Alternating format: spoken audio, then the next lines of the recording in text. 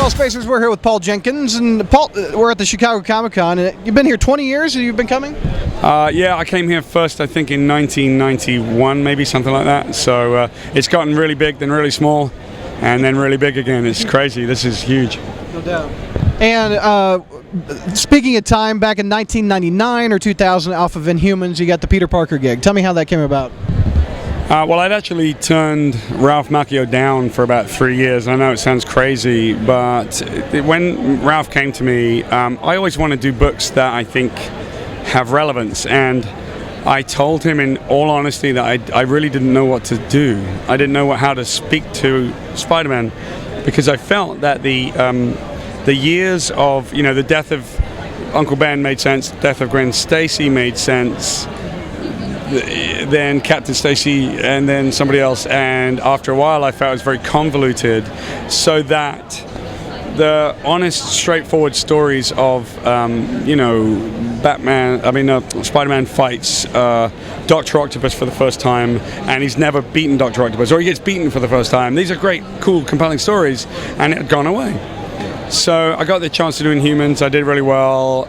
Ralph still asked me for a couple of stories, and then it ended out that my first story about Spider-Man was about him untangling this thread of sort of continuity. That was what I wrote about, and that allowed me to write Spider-Man. And is he one of your favorite characters? I mean, how were you first exposed to Spider-Man? I'm asked all the time, what's your favorite character? And I love all characters. I think they're really interesting. But the reason I cite Spider-Man is because he's like me, or I'm like him. He's the character I identify most with, because I think the sort of ordinary hero is the guy that works hard and sort of endures a bunch of stuff, and then goes back and does it again. So I have an optimistic kind of personality like him, so that's why. He's a lot different than Hellblazer. Yeah, John Constantine is not really me. And I think you did more character development on Uncle Ben than anybody. Talk a bit about that. I love the story where he takes him to the ball game. That's cited by a lot of Spider-Man fans as one of their favorites. Uncle Ben, yes. I mean, I think that if you're going to find out who these people are, you have to basically find out, what their influence is in any character. Why is Batman the way that he is? Why is Dr. Octopus the way that he is? At some point, you've got to delve into who they are. And Uncle Ben's a massive part. So I think the very first story that we did was about why does Spider-Man face his foes with a sense of humor? Why does he wisecrack? Turns out when he was a little kid and he was really nervous and he came to the house of his aunt and uncle, that Uncle Ben was a practical joker. And so he learned how to play practical jokes. It's so funny, I play practical jokes with my 6-year-old kid. We do it on his poor mum all the time, and we think it's really funny. So I think that kind of development is really important. And the one about the baseball actually has a very specific story behind it. When I go to Great Britain, I often had to go back to say goodbye to relatives that were about to die. And when you live in a different country, you have to kind of go back. And we both know that I will never see you again, but goodbye, and but that person's not yet deceased. Well, I went back to see my granddad in Wales, and he was in an old people's home, and I sat and I talked with him, and I couldn't really get him to feel interested in anything, and he literally said to me, "Boy, I'm finished. I don't really want to live anymore. I think I'm finished." And I asked him if he wanted to watch the football, and he didn't, but we ended up singing old London songs from the wartime, and as we did it, all of the old people in the old people's home started singing with us, which was so cool. So I left, and I knew I'd never see my granddad again, and I got on the plane and I wrote that issue, and it was about how we connect to our relatives by ritual. It might be Thanksgiving or sports or songs, and in Peter Parker's case it was that he went to a baseball game, and in a sense how they finally win the baseball game, the Mets, and 3 days later the old guy is dead. And I think the fans have come to me crying like loads of times saying, "Oh wow." I like what you said. Spider-Man only appeared in one panel of that. Is that right? It's about humanizing the character, and I think it's very indicative of my run on Spider-Man that the two most memorable books that I get to sign often are that issue and an issue about a little black child who has a secret friend called Spider-Man, where when you reveal at the end that Spider-Man is actually an African-American guy, the ideal that the kid would believe would be Spider-Man. So I feel that Peter Parker is everything, and Spider-Man happens to be an event in his life, in a sense, So yes, there's only 1 or 2 panels that happen to contain him in costume in that story, and yet it's the one that I signed the most copies of. And there's a couple things we were talking about the other day. That image of the kiss on Peter Parker 30 was an inspiration for the movie, the upside down kiss, right? Yeah, I believe so, and it's a beautiful cover that Kari Andrews did. Also, I think, I was told, I was given a phone call when we did the Goblin story, where the Goblin basically wants Peter Parker to be his son, and they said Raimi read the story and thought it was great, and so they want to incorporate that element into the film. So it's found its way into the films, And the idea of anybody can be behind the mask, I guess, was the inspiration for the African-American kid, who we now have an African-American Spider-Man, an Ultimate Spider-Man. So yeah. you were, the first, I guess, to do that? I don't know. Well, it wasn't. It's a way of explaining my story, in a sense, which is, I was a little child. I grew up on a farm in a house that rarely had electricity, and it was great. Lived on a farm. We picked all of the food that we ate. It was interesting, but my first exposure to comics was getting American comics back from my grandmother in London, who would send them in a little roll every month, and that was really where She rolled them up? She rolled them up and then sent them to us. And she used to send us the reprints of the old classic EC horror comics as well. I was 6, but my grandmother used to always do this. And I thought that Spider-Man, I knew he was in a city, so I assumed he was in London. And I assumed that he looked like me. That's what children do. So yeah, absolutely. And one thing that you did with Peter Parker that I thought was awesome, you tried to make him have a stand-up comedy career. Tell me about that. Because he's wisecracking for free out in the city fighting bad guys. Why not get paid for it, When Bucky and I came on board, yeah, I was told by any number of people, you should be afraid, or Spider-Man's dead, or, Mary Jane was dead, so there's nowhere to go. And I called Bucky up and I said, that what's missing with Spider-Man is he's funny, man. Yeah, exactly. He's funny. I miss that. Yep. That's what we should do. 4 of the first 5 issues that we did were about him and his sense of humor. There was the one with Uncle Ben. There was one with a bunch of mimes. Yes. Bucky and I. Almost enough said. Bucky and I cracked up for 4 hours on the phone. I was awake till 4 o'clock in the morning. It's like 9 o'clock in the morning in Britain where he was, and we just had the fit of the giggles, trying to work out how to make Spider-Man fight a gang of mimes, because this was funny, right? I love that issue. Yeah. Right. And that kind of thing was missing, and we wanted to bring it back. I thought that in tribute to poor Mary Jane, who's dead for the time, he would finally do this thing he'd be wanting to do forever. And he does it, and he stands up and he does a comedy routine, and he sucks. Exactly. But he's always promised himself he'll do it. Yeah. And yet doing a comedy routine and being a funny guy are 2 completely different things. But, the idea that there's humor in these stories, that they end with funny punchlines, that funny things are happening, man, Spider-Man needed it then. It was so serious. It was so self-involved, And you said in '99 nobody wanted Spider-Man. I mean, he was at a low point. Well, I mean, I think that the company, Marvel, was a bit of a low point, really.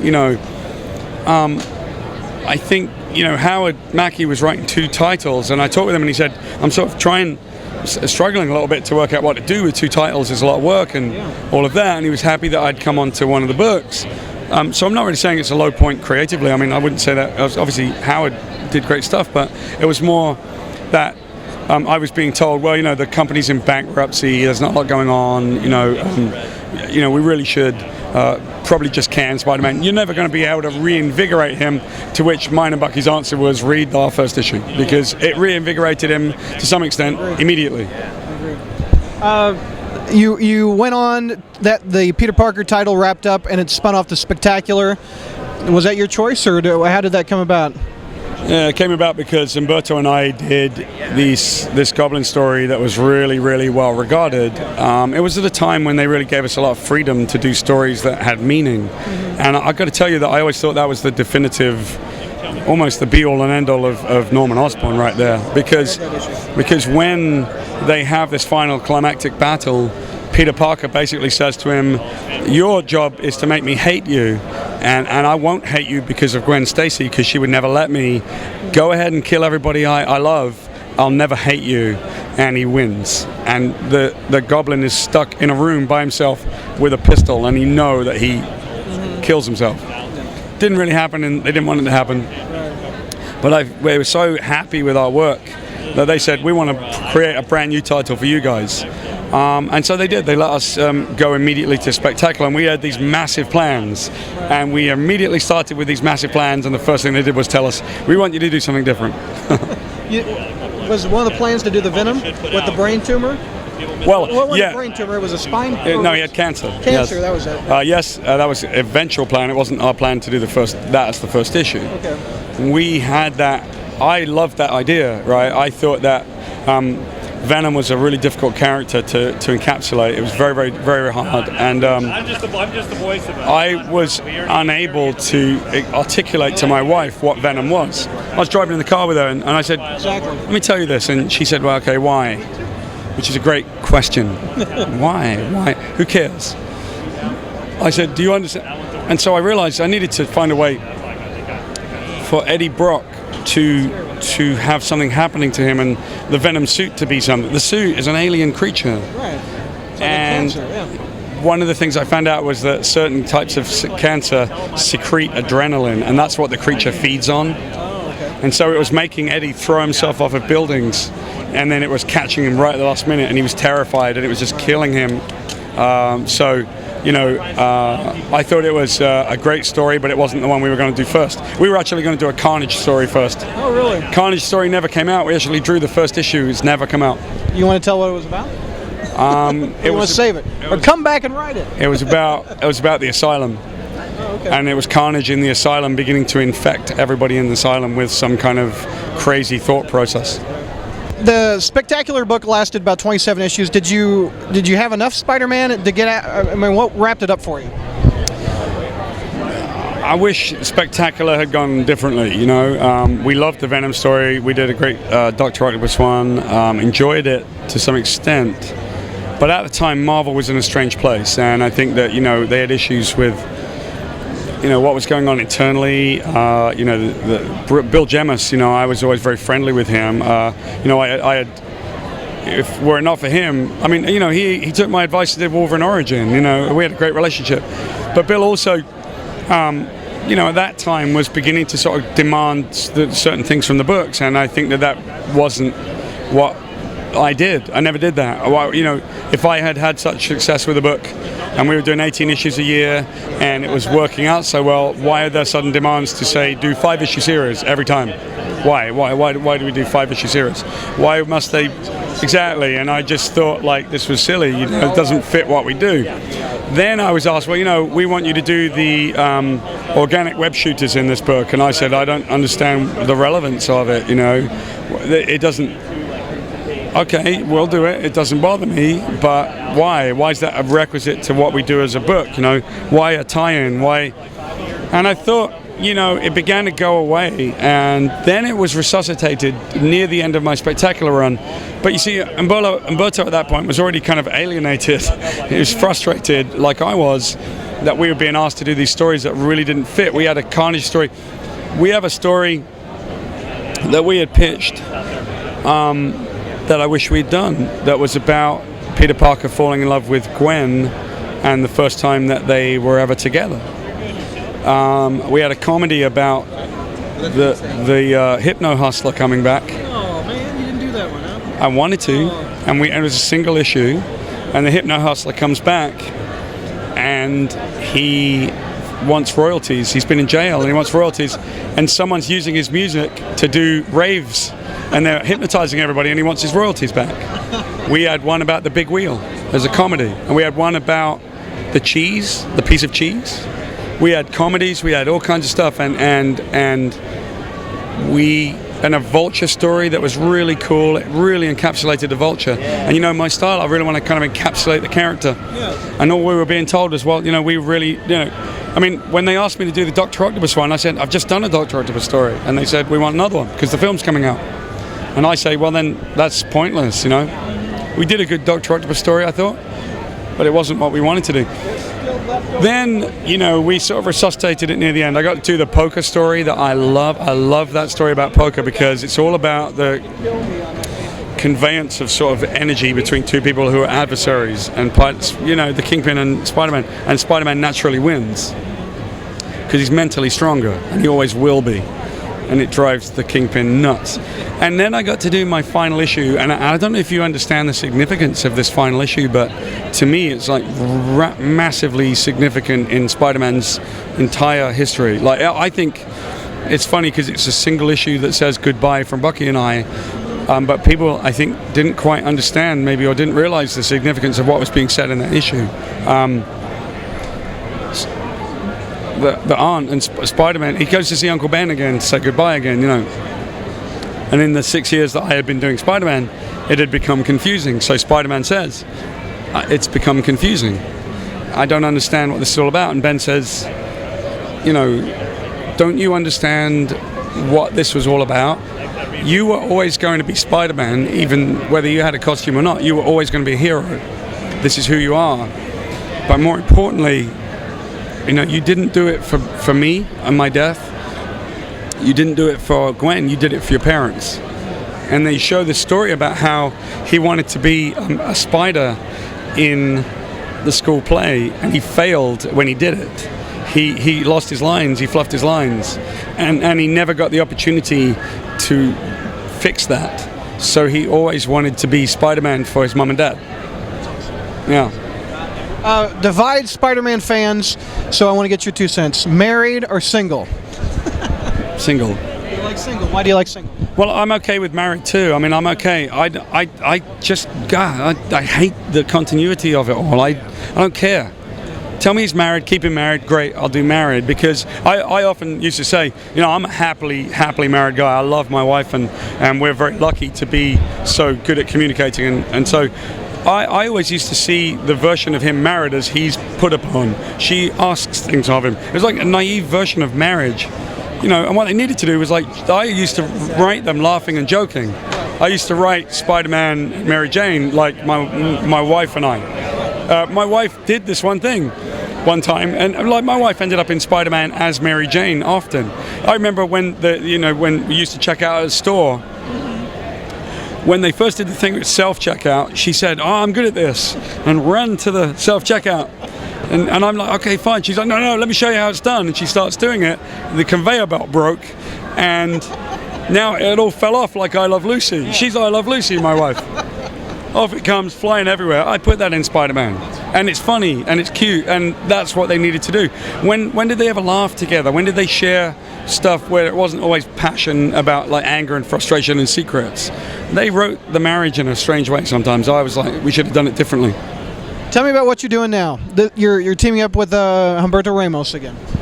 Yeah, Humberto and I are doing a book called Fairy Quest. It's very much a labor of love. It's a story that's set in a world called Fablewood, where all of the stories live together.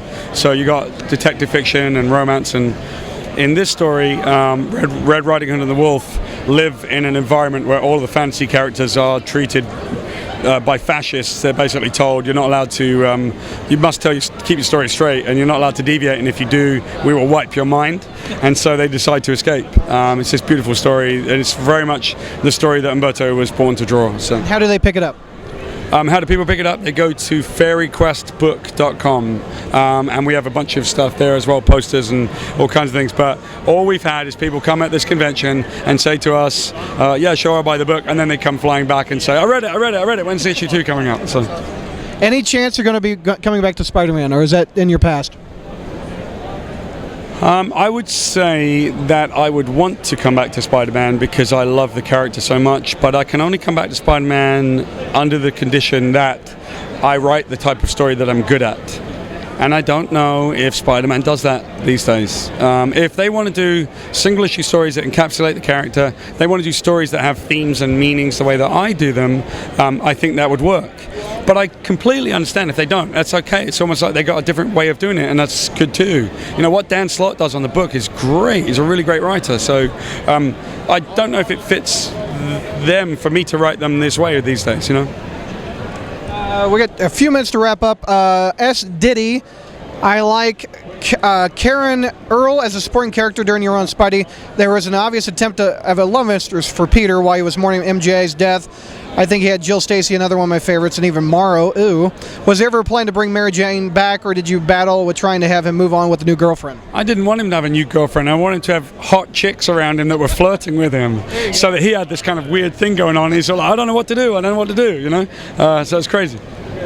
He wants Iron Patriot wants you to team up with Bucky again. That would be nice on a Spider-Man story. Well, he had been doing Fables for all that time, so I mean, I think he's really contracted to DC. Anytime, I'll work with Bucky anytime. Some other questions from the message board. Let's see. Poker Night is one of my favorites. How did you come up with the idea of putting Fisk in poker and losing to Spidey? Because I watched poker on TV and I realized it was the absolute epitome of the conflict between hero and villain. It was great, and so we wrote that. Jim. Still a nerd.